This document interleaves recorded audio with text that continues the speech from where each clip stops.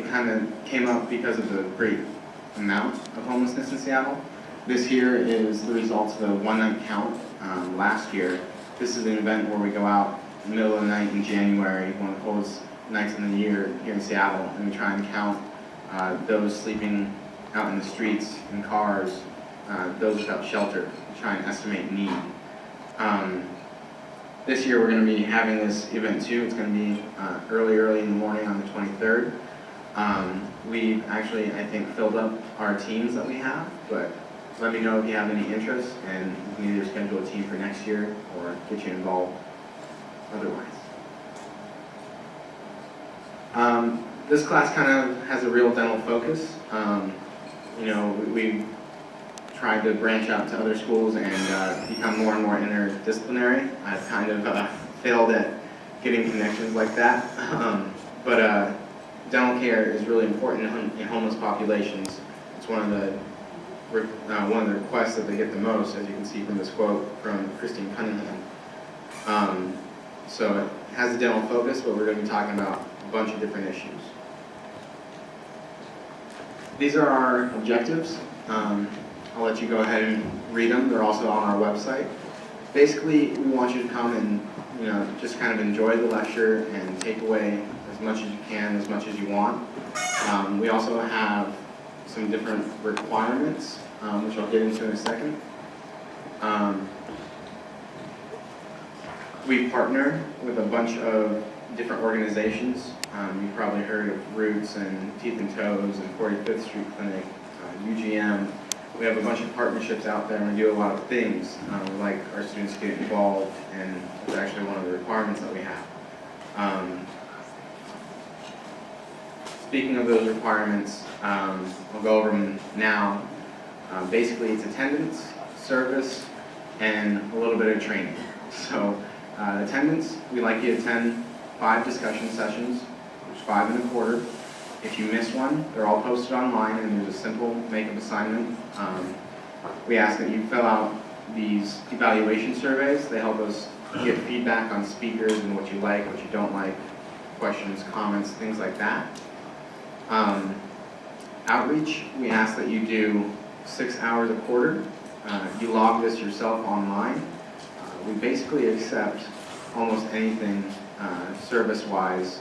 We particularly partner with 45th Street Clinic, UGM, NCTA, Teeth and Toes, but we can work with you on that. We just like to see that you're active and putting what you learn here to use.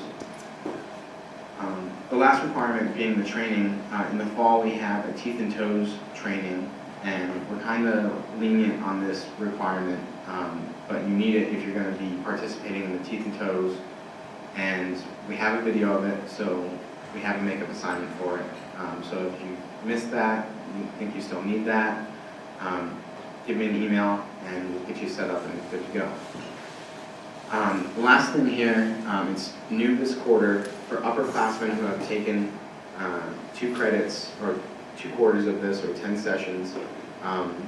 We're going to let you be a little bit more lenient on the attendance policy, given that you do more service. So if you have any questions about that, once again, give me an email. Once again, these are these outreach opportunities that we have. You can see Teeth and Toes. We have various locations. I think I covered most of these. The one I didn't mention was Medical Teams International. We partner with them because they're the ones that bring the bands. We'll have that at the Northwest Career and Technical Academy. We have one of those events this weekend. It's going to be every 3rd Saturday of each month. So those are going to be more regular, and it's going to be good opportunities for everyone to get involved. I've discussed the surveys and evaluations. If you have to do the makeup assignment, there's a survey evaluation on there too. So if you miss, please fill out both that and the quiz on the video. Just so you know, we're kind of a big team that's involved in this, and it's growing every day. But I just want to let you know who kind of the leaders are. Our faculty sponsor is Dr. Gandera, she's there in the back. I'm sure you all know her. For student leaders, I'm Keegan Waldo, third year. I don't know if Rika's here in the back. She's a third year too. We got Andrew Johnson, who actually is going to be late, I think. I didn't see him walk in, but he volunteered to start taking the reins somewhat, so we're going to see what he can do to help. And I think there's a few more of you that have spoken to Rika that I didn't get your names. I apologize for that. And then we also have some other individuals who do a lot of the support behind the scenes. We got both Evelyn and Liz, who are our AmeriCorps members. They do a lot of the legwork for me, a lot of the logistics, and they make things run pretty smoothly. I put Alwa on here as well. She was our AmeriCorps member last year, and she still works in admissions, and she will still do stuff for us sometimes in a year. Last one on here I put, just to mention her, you'll probably never see her. You might send her an email if you have questions about incompletes or credit and stuff like that. But she's our administrator. She works in the oral med department. I don't know, some of you might know I left someone off this list. David.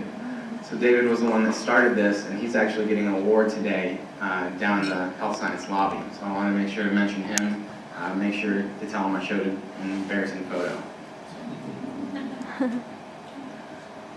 If you have any other questions, we have our website, healthandhomelessness.com. The schedule for this quarter isn't on there yet. Hopefully it'll be on there this weekend, along with today's video. Aside from that, you can contact me or Rika, Dr. Gandera, if you have any questions. Okay, without further ado, I'd like to introduce today's speaker, Coleen Echohawk. She's coming today from Chief Seattle Club, where she's the executive director. This is a Native American focused, I want to say clinic, but it's not a clinic, day shelter down in Pioneer Square, where they help over 2,500 members each year. So without further ado, I'll let you switch slides here.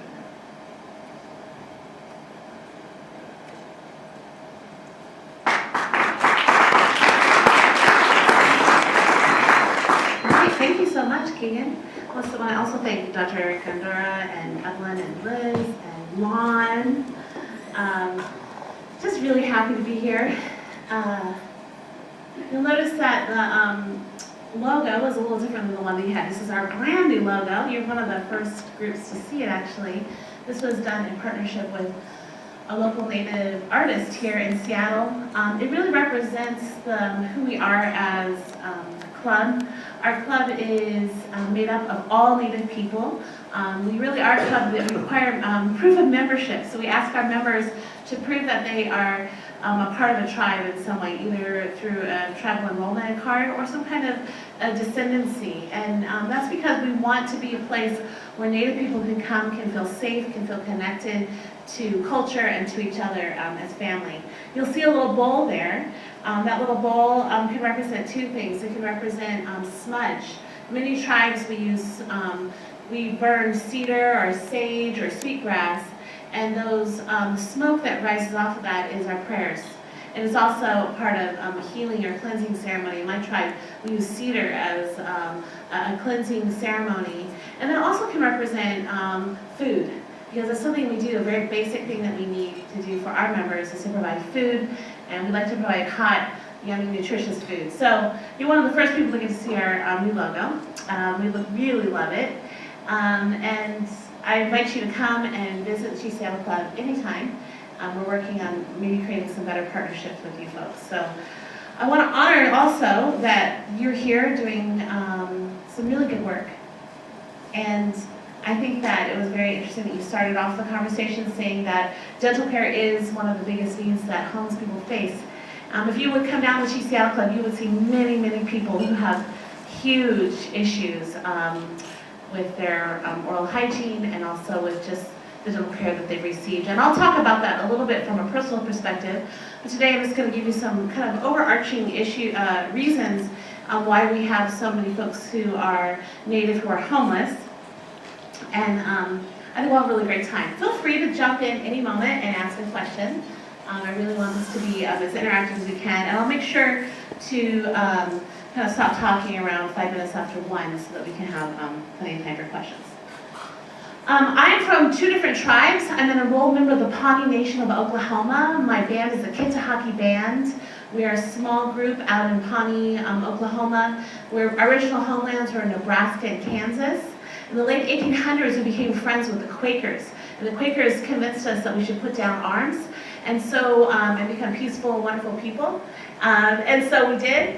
And then we got in a big, huge fight with our traditional enemies, the Lakota. And when that happened, we thought, we don't have the guns that they have. So we talked to the government about moving, and at that time, many tribes were moving away from their traditional homelands. And so we talked to the government about moving down to Oklahoma, and so we did. Our tribe in the early 1800s was about 15,000 people. In the late 1920s, we were down to very few, about 280 folks. And that's because of many reasons. The biggest one is disease. We had a big breakout of smallpox, and it killed many of our tribal members. Now, thankfully, we're back up to about 2,400 people in our tribal rolls. And so we are very much a thriving tribe with many folks working to ensure that our members are taken care of and that we do good on behalf of our community. I'm also upright in Athabasca. I grew up in Alaska with my mother's people on my mother's side. I grew up practicing subsistence lifestyle. About 50% of our food was we hunted and gathered, and I deeply miss those foods, but I'm very happy to not be in 50 degree weather, and I enjoy the temperate climate we have here in Seattle. I've been here in Seattle for about 20 years. I worked here at the university until about 9 months ago, actually. I worked in the School of Public Health. I have my own little research project with the National Cancer Institute, and do a lot of cancer outreach and education. But I was a board member here at the Chief Seattle Club, and we were without an executive director, and I got some gentle nudgings from other board members, and here I am as the executive director of Chief Seattle Club, and I feel very fortunate to do the kind of work we do. So, I wish I had time to hear from each of you, because that really is the way that I work, is relationships. And that's why many Native people work, and I think also many people who are homeless that you may come into contact throughout this quarter. Many of our homeless people, they want to connect. They want to know that people care about them. One thing I try to do every time I get to talk to my members when we have a big gather, during our breakfast, for instance, I'll say to them, I want you to remember how important you are, how significant you are, how much your lives matter, because that's what we all want. And I want to remind you of that this morning too, or this afternoon, that the work that you're going to do this quarter when you work with homeless people, it matters, it's so important, it's so significant. And I applaud you for being in this class. I don't know if you chose it or if you had to be here, but it's amazing. So I congratulate you for that. And before I move on, one final thing is I do want to acknowledge the coastal people of this area. We're very fortunate to be on the traditional homelands of some Coast Salish people. The people of this area were the Duwamish people, the Suquamish, the Muckleshoot, the Tulalip. We are very blessed every single day, those of us who live here in Seattle and in this area, to be on their land. That's something I take very seriously. And so I recognize them this morning. I recognize their ancestors who prepared the place for us. And in the traditional coastal way, I raise my hands to them and thank them for allowing us to be here. Today I want to talk about urban Native homelessness. You'll see this picture is actually my grandmother. She would have been 98 years old this year. She passed away 2 years ago. She is an amazing lady, raised 14 children out in the middle of nowhere without any kind of modern Western societies, hospitals, that sort of thing. Just out in the woods, having 14 babies. It's an amazing stories from that. And she probably wouldn't have seen a dentist, gosh, until, this is interesting, we thought about maybe 1970, 80. but she was a very amazing and healthy woman. And the reason I bring her up is that when in my village in Tassa Lake, Alaska, we did not have homelessness. Everyone went to grandma's house. If you didn't have a place to stay that night, you went to grandma's house. If you didn't have food to eat that night, you went to grandma's house. And so our culture has shifted so drastically. We have more and more people in the cities, and I'll talk a little bit more about why that is. But we are responding as Native people to a crisis. And we're working hard to do that, and we invite you to be a part of that journey with us.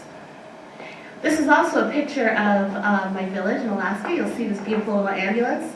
At some point, some wonderful, good-hearted, do-gooder came into the village, and I think it was a teacher actually, and was like, man, dude, we need to have an ambulance in this village. Like, all these emergencies happen, and there's no way to get people to the hospital. The closest clinic is 50 miles away. The closest major hospital is 400 miles away. So they raised money, they did all kinds of good things, and then they brought the ambulance, and the ambulance, people drove around in it for a couple of months, and then somebody parked it. And this is about 20 years ago, and it hasn't moved since. Here it is. And the reason I bring that up is that it's so important when you work with another culture and other people, is to know them.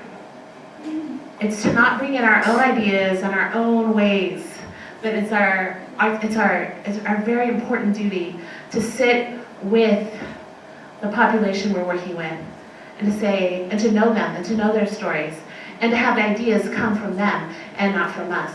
And so, my main objective today with you folks is to talk story. It's to talk story back to you about what my experience has been, what the experience of my members is, and then to have some time to have you talk story back with me. My other objective is to discover what may be possible. To discover how you can learn to be with people, how you can be the person that makes that kind of difference. I believe in this room there's a lot of heroes. I believe that there's a lot of people that are going to make a lot of amazing difference in people's lives. And so I want to discover together what that could be. I want to give you a few definitions. I want to talk a lot about cultural humility today. You'll notice this is maybe a different phrase than what you might have heard in the past. We hear a lot about cultural competency, especially within the health professions and here at this university. I've been at this university for many years, and we talk about cultural competency, how I believe that there's really amazing people at this university who really care about that. But I'm here to tell you that it is impossible to be competent in someone else's culture. What we have to come to realize is that we have to come with hearts of humility, hearts of, I don't know about your culture because I didn't grow up in your culture. I'm not immersed in your culture. But I'm here to learn, and I want to be of service to you. So cultural humility is a lifelong commitment to self-evaluation and critique, and to develop mutual, beneficial, and non-paternalistic partnerships with communities. I also want to talk a little bit about institutional and structural racism. My members come up against this every single day. The moment they set foot outside of our doors at the Chief Seattle Club, they come into structural racism. It's a societal pattern that have the net effect of imposing oppressive or otherwise negative conditions against identifiable groups on the basis of race or ethnicity. It lays out assumptions and stereotypes that are embedded in our culture that in effect, legitimize racial disparities, and it eliminates the ways in which progress towards racial equity is undermined. I'm also going to talk a little bit about Indian country. You'll hear me say that quite a bit. Indian country is just a term we use to describe both urban and rural areas that have a lot of American Indian and Alaska Native folks in them. And you'll hear people here in Seattle talking about Indian country, and they'll be meaning, the organization right down the road. I'm also going to talk quite a bit about historical trauma, the cumulative emotional and psychological wounding over the lifespan and across generations, emanating from massive group therapy. Trauma. They need the therapy, but it's the trauma. I want to point out a few people that you might be interested in reading a little bit of what they've published. Dr. Bonnie Duran at the School of Public Health. She has written some really amazing works. Also, Dr. Robbie Paul at Washington State University have some really exciting publications that you might be if you're interested in generational historical trauma. So at the Chief Seattle Club, it's our mission to provide a sacred space to nurture, affirm, and renew the spirit of urban Native people. Every day we have about 100 to 150 people that come through our doors. We serve them through basic needs. We offer showers, we offer laundry, we offer food, and then we also some expanded services as well. Mental health. We try to engage people before there's an actual big trauma that happens. To be perfectly honest, we do not have the infrastructure yet to do it. We don't have the money, we don't have the people, but we're working on that. How do we intervene before the mental health issue becomes so severe that someone ends up going into Harvard U or having some major crisis? Because we believe that Native people are going to have a space to connect with people, to connect with family, and to connect with their culture. And that is our main mission at the Chief Seattle Club. Some of the barriers that we have, though, is this historical and generational trauma that plagued many Native people. I have members who come in the door every single day and have had trauma that you can't even imagine.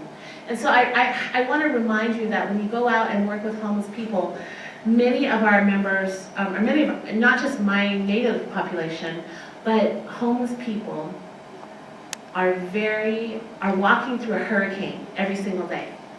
Their lives are so chaotic. They've had this trauma after trauma after trauma, and being homeless is traumatic. And so when you work with homeless people, it's important to remember to take that moment and to be, we call it in our organization, trauma aware. Be aware of people's trauma, where they've come from. In our organization, we have people who are dealing with the Trail of Tears.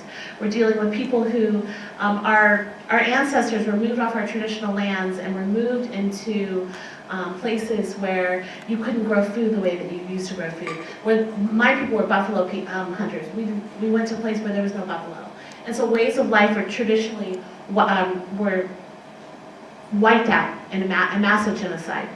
Then we also had experiences in the late 1800s where there was this man by the name of Richard Pratt, a very interesting guy, who said he was a prison warden, and he had some really great success with getting folks who were in prison rehabilitated.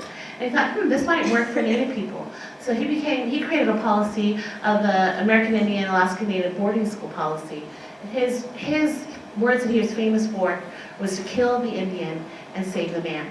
So to wipe out all culture, wipe out every part of them, and make them just like the white man. The other thing that we have come into contact with is relocation. So in the late 1960s really is when it started. The government said, the reservation system wasn't working, boarding schools didn't work, so let's move people back into the cities, or let's move them to the cities. So cities like Seattle, Chicago, New York, San Francisco, people were busted, put them on trains, and left them there. At that point, Indian centers started to kind of spring up, and that's what happened here in Seattle. Is 40 years ago, a priest noticed, man, there's all these Native people who are not connected to the tribes here. Many of the people that we serve at the Chief Seattle Club are from Alaska, or from Montana, or from Pine Ridge, South Dakota. And so this lovely priest said, let's find a place for them to connect. And that's how the Chief Seattle Club started. We're not at all associated with the Catholic Church anymore, but that's how we began, is to find a place for Native people to connect to who did not have any connection with the tribes in the area. So this historical trauma piece is a huge reason why we have so many homeless Native people here in Seattle. So we experienced a genocide. But this genocide is not just something that's historical, it's a present genocide. We still have Native people who are experiencing things that are horrific, that are mandated by the government.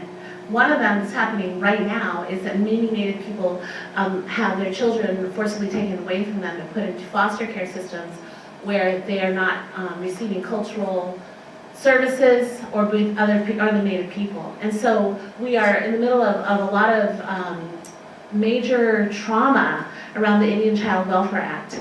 We also have folks who have very recently, until the late 1970s, had parents who were forcibly sterilized at Indian Health Services clinics. And so, then the trauma of not being able to be in poverty. So Native people live in the poorest conditions out of any other people group in the United States. So the trauma is both past and present.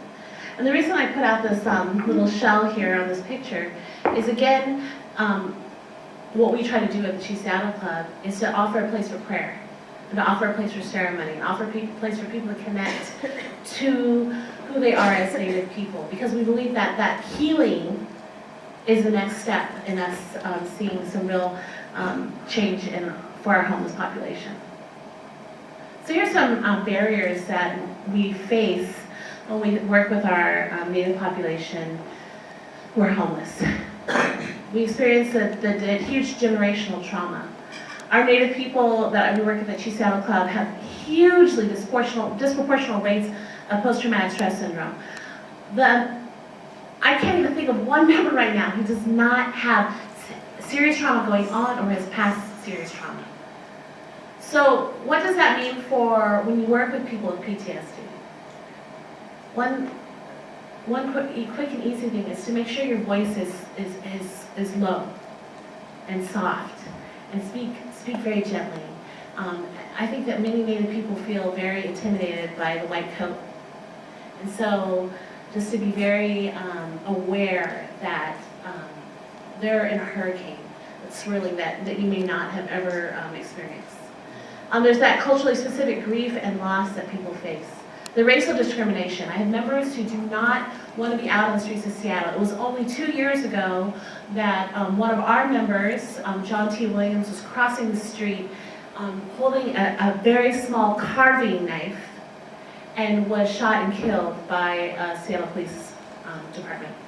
And so I have members who feel very, very frightened to be out on the streets because of their race.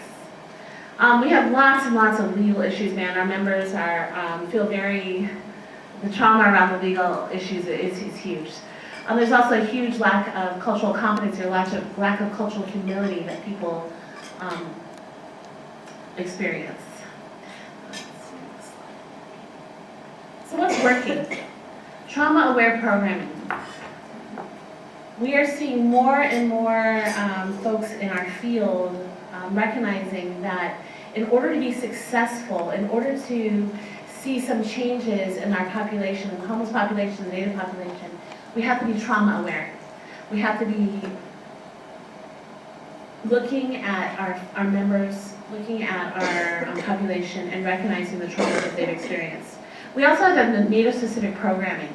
So we're working, that's part of what works at the Chief Seattle Club, is that we're a Native organization serving Native people. 100% of my staff right now are Native. It won't always look like that, but we really, really try to be a Native people serving Native people.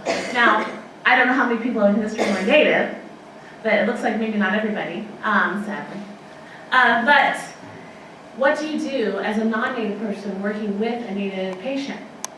Again, is you can ask some questions. You could be very gentle in the way that you speak, and especially for some of our older population who've had some serious dental trauma, including myself, and I will talk a little about that because it's very interesting for me, anyways, maybe for you.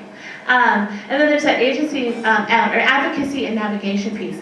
Wow, this is so important. We try to do this as much as we can here at the Chief Seattle Club, is when we have someone who we know has an appointment, for instance, for housing, we'll try to send one of our staff with them to do that navigation piece. Or if we have someone, we have many members who, not many, we have some members who really should go to Harborview because they have a huge medical issue, but they are petrified and afraid to go. So we try to send someone with them to help do that navigation piece. And I don't know how you folks do it here at the dental school, but navigation with this population is just huge. So, possible solutions, again, is that cultural humility, the navigation, the trauma-aware training, culturally competent employee practices, practicing cultural humility, and then actively pursuing strong partnerships with Native organizations. And we try to do this as much as we can. That's why I'm here today. I was at another organization earlier today giving a presentation because we want to be that partnership. We want to give that navigation piece for on behalf of our members. So, I think the thing that we struggle with as Native people is that the history is there. I used to work with someone here at the university, and we would go to Washington, D.C. to present, and she would put up 10 slides of how bad things are in Indian country, about how we have the lowest rates of that, we're the lowest in poverty rating. We have highest rates of diabetes, all these things. But I challenged her, and I will challenge you. How do we see past all of that? How do we see past all the statistics? And how do we see the person? How do we see the individual? How do we see that important person who is worthy of all of our attention and love? This is a picture of what my mouth probably looks like. I just got this off the internet. I just Googled cavity, and it came up. I grew up going to an Indian Health Service clinic in Fairbanks, Alaska. It was 100 miles away from my location, and I went there a lot because I had a mouthful of cavities. When I would go into the waiting room, there would be posters up on the wall. And there would be posters of these little Indian or Eskimo children. I remember, I have a very clear memory of one, the little Eskimo ruff around their face. And by the way, I say Eskimo, but you should probably say Yupik or Inuit. I grew up saying Eskimo. And you would see there would be the poster, and the little child would be laying in the double chair, and was all in her little regalia, and her mouth was open, and she looked terrified, and there was all these people standing around her on this poster, and then on the bottom of the poster it would say something like, make sure not to feed your children juice, or something like that, one of those things. And myself and thousands of children who went through that clinic have experienced really severe trauma around our oral hygiene, oral health. And I share that because I think that many of the Native population, we share that, we have that same kind of experience. I know a lot of Native people in the city who have excellent health care, and we find ourselves really reluctant to go in for those cleanings, really reluctant to go in for the checkups. I myself need to get an implant because of all the trauma, all the stuff. I can't make myself do it. I have the money, I have everything I need to do, but there's this trauma that we have around dental and medical care in Indian Health Services. So I wanted to share that to give you a little bit of context of what Native people have gone through around oral health. It's just a little snippet. There's way more that's written about this and published. If you look up Indian Health Services and dental care, you'll hear lots about it. I also had this really amazing doctor at that clinic. He was just like the sweetest guy. And he started taking paying special attention to me, and I have 6 other siblings, and my parents. And he would talk to us, and he said, hey, I'll put braces on Coleen's teeth. It won't cost you anything. And he just started caring. He just did all this special stuff. This great, he was this big white guy with a hairy chest. I saw a lot of it, right? Because it was right in front of me. And he was just such a sweetie. And he really started making a difference in my family's life. When we started to be, not at all eager for the appointment, but we wanted to see Dr. Cooper. I still remember his name. And remember, I started off this talk saying, we're here to talk story. And that's what Dr. Cooper did. He started talking story to me and my family. He started actually stopping by our house occasionally and looking us in the eyes and saying, how you doing? Let me check this. I would break, I don't think he wasn't an orthodontist.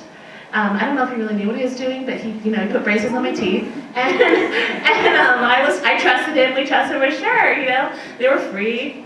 And we started having this connection. And he became a hero because he showed up. He took a risk. And I'm telling you, when you work with a homeless population, it takes being very brave. Because sometimes they're going to yell at you, and we have many of our homeless people have huge mental health issues, right? My challenge to you today is, how big is your brave? How big of a splash are you going to make in your career? It's not going to be about how much you publish, but it's going to be about the little kids you look in their eyes and they trust you. And their dental health is forever changed because you took the time to learn their story. We're on a hero's journey together. This is a picture of a friend of mine at a powwow. And he is this incredible, ferocious dancer. And that's the kind of people that we get to be. We get to be those people that lead the way, who are ferocious about how much we care, about how much we love on people, including the people who seem the hardest to love. So that's the end of my talk today. Let us together be brave, be ferocious in our love for all those around us, and know people's stories. Let's hear from any questions, any feedback that you might have for me today.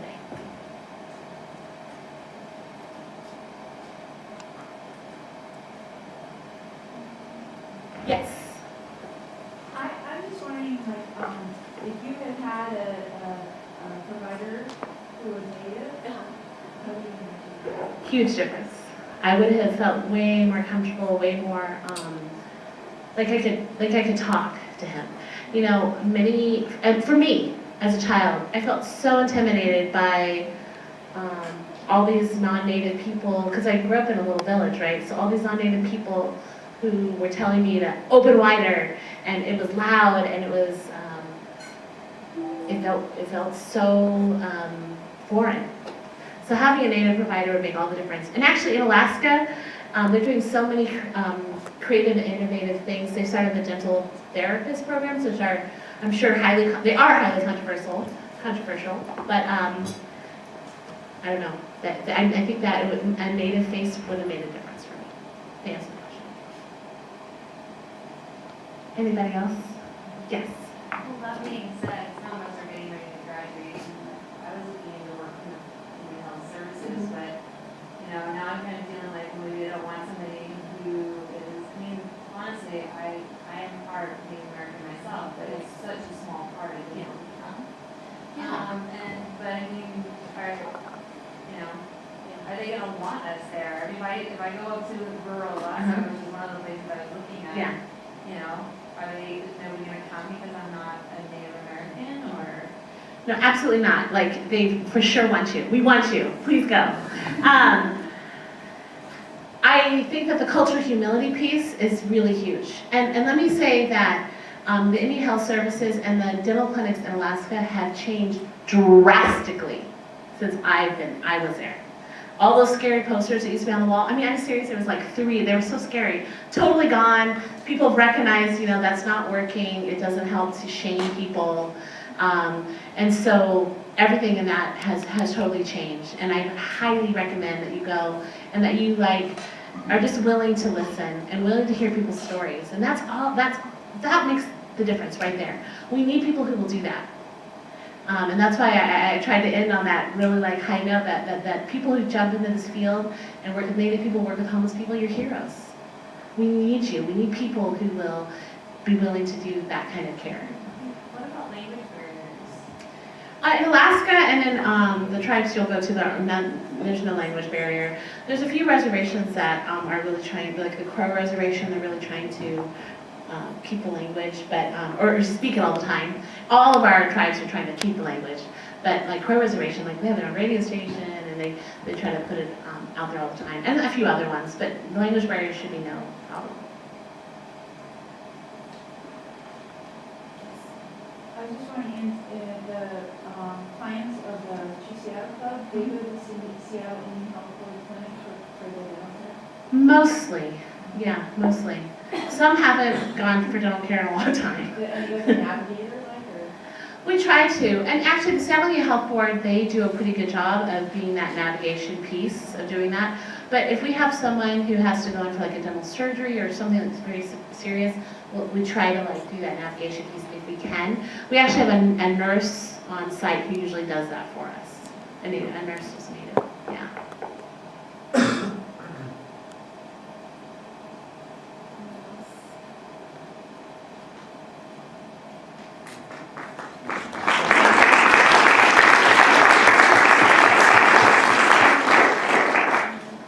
If you would ever like to get a hold of me, here's some information.